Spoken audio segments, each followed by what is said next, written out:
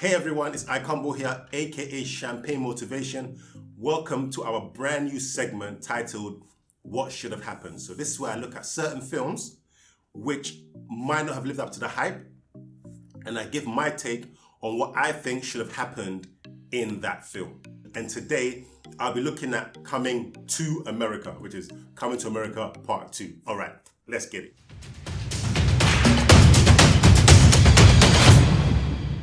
I want to start by saying I think the first Coming to America is a flawless classic from start to finish, which did not require a sequel. But since there is a sequel, this is what should have happened.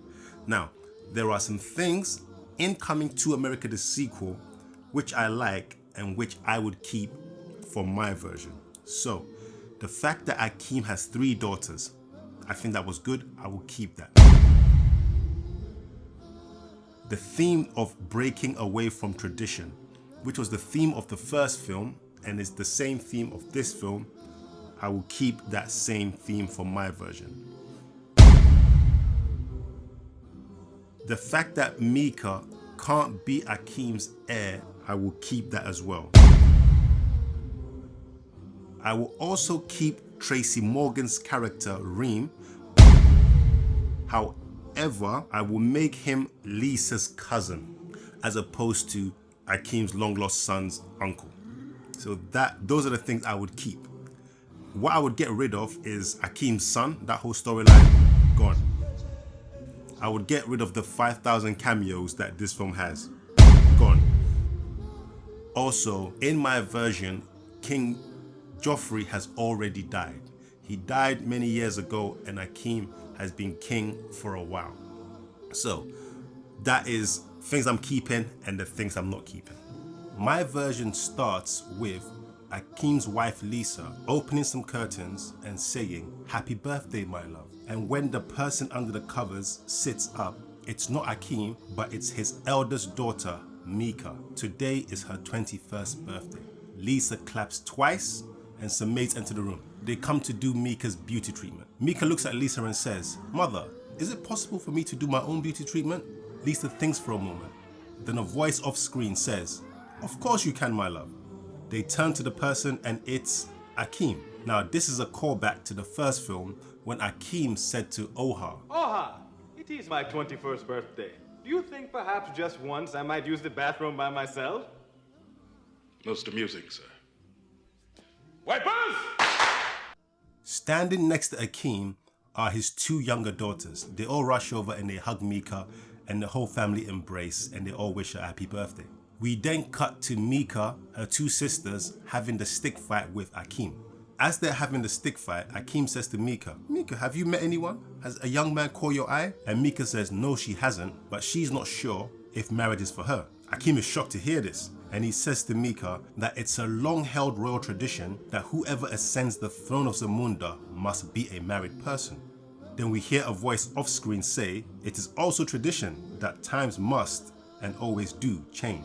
The camera pans over and it's Semi. Now this is another callback to the original movie when Akeem says to Semi, It is also tradition that times must and always do change, my friend. and in the first film, that dialogue between Akeem and Semi was establishing the theme of the film. And this conversation between Akeem and his daughter through the same stick fight sets out the theme of my version, which is breaking away from the tradition of having to marry. So we get to Mika's birthday celebrations and they're all in the royal palace. There's festivities, there's dancing, and different royal families from neighboring African nations present their gifts to Mika. A Ghanaian prince presents Mika with the recipe for Ghanaian jollof and everyone rejoices. The whole crowd goes wild. A Nigerian prince presents Mika with the recipe for Nigerian jollof rice and he's arrested straight away for attempting to poison Mika. Then General Izzy and his son present their gift to Mika. Now in the version that came out of Coming to America 2, the sequel, General Izzy and Akeem are not friends and General Izzy is antagonistic towards Akeem. But in my version, they are on very friendly terms.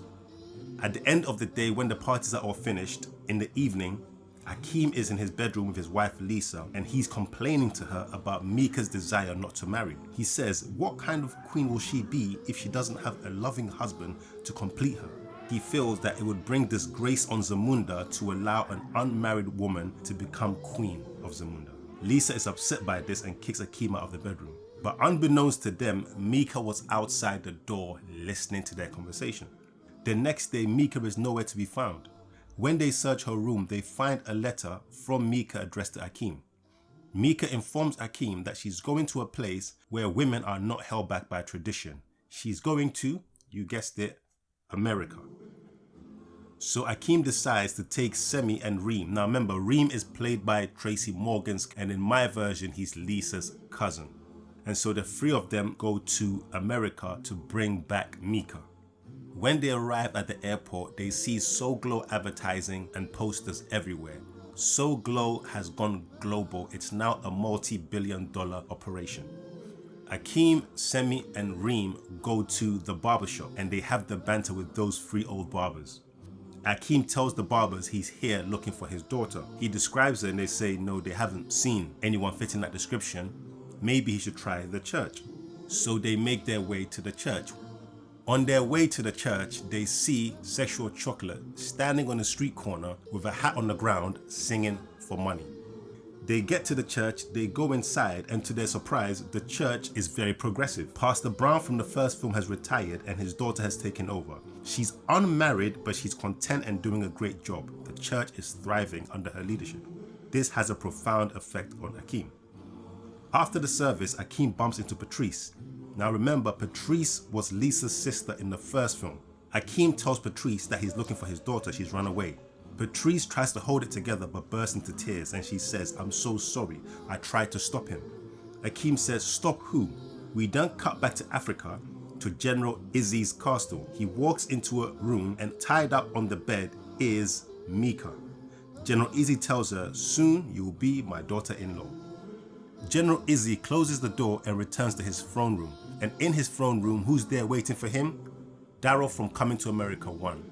And in Coming to America 1, Daryl was Lisa's boyfriend. Lisa left Daryl to get with Akeem. We then cut back to Patrice explaining to Akeem that Daryl is still mad at him for taking Lisa from him. So he supplied General Izzy with $500 million to upgrade his military in order to help him take over Zamunda. Patrice also explains to Akeem that General Izzy has kidnapped Mika. Akeem takes out the letter that Mika wrote him and he looks closely at it and he realizes that her name is spelled wrong.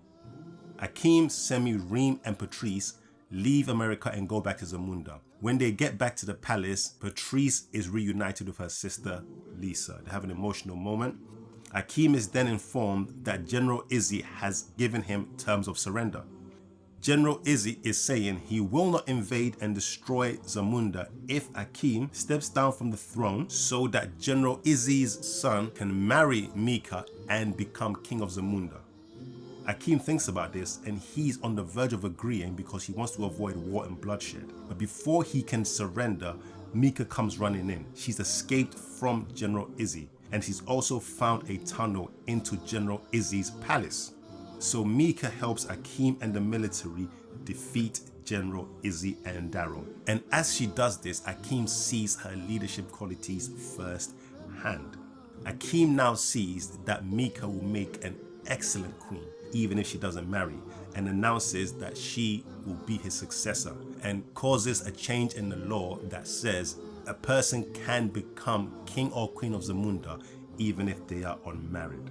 Everyone celebrates the end. And you see, the thematic journey of Coming to America 1 was going from you have to marry who we say to you can marry who you want. And the thematic journey of my version of the sequel is going from you have to marry someone to you should only marry if you want to. And that is my version of Coming to America, the sequel. Put in the comments, let me know which version you preferred. Do you prefer my version of Coming to America, the sequel, or do you prefer Coming to America, the sequel that came out this year? So write in the comments and let me know which version you preferred. Like, subscribe, and share. Peace. I'm out.